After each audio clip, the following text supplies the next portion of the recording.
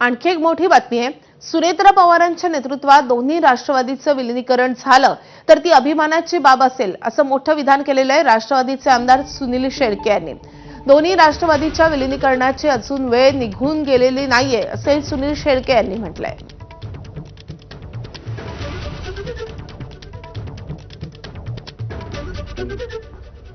2 महिने पूर्ण होत आले, दादांच्या आठवणींना उजाळा दिला जातोय।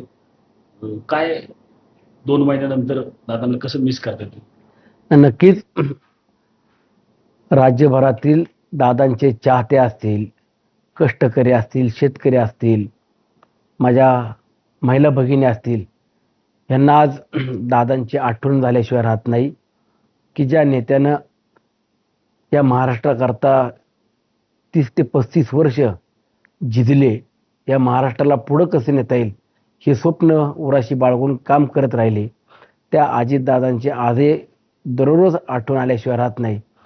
आणि दादांचं पश्चात आज सुनेत्रा वहिनी राज्याच्या उपमुख्यमंत्री म्हणून किंवा पक्षाच्या राष्ट्रीय अध्यक्ष म्हणून पदभार स्वीकारून काम करत असताना दादांची उणीव ही आम्हाला अधिवेशनाच्या काळामध्ये नक्कीच झालेली आहे की ज्या नेत्यानं पुणे जिल्हा हा माझा पुढे कसा जाईल किंवा पुणे जिल्ह्यात प्रत्येक अधिवेशनामध्ये एक चांगला प्रकल्प कसा आणता येईल हे देखील दादांनी सातत्यानं पाहिलं।